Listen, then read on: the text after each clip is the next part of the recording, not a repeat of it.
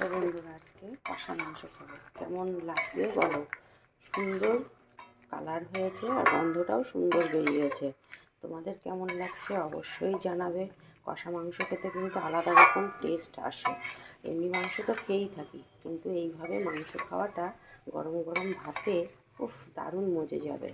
সব মশলা কষিয়ে এই মাংসটা তৈরি করলাম, মশলা বেটে নিয়ে আলু দিয়ে মাংস। দেখো কত সুন্দর একটা হয়েছে। টমাটোগুলো কুচিয়ে ভেজে নিলাম, পেঁয়াজ রসুন ভেজে নিলাম, আর এদিকে পেঁয়াজ আদা লঙ্কা জিরে সব কিছু পেস্ট করে নিয়ে তেল দিয়ে সুন্দর করে ম্যারিনেট করে রেখেছিলাম।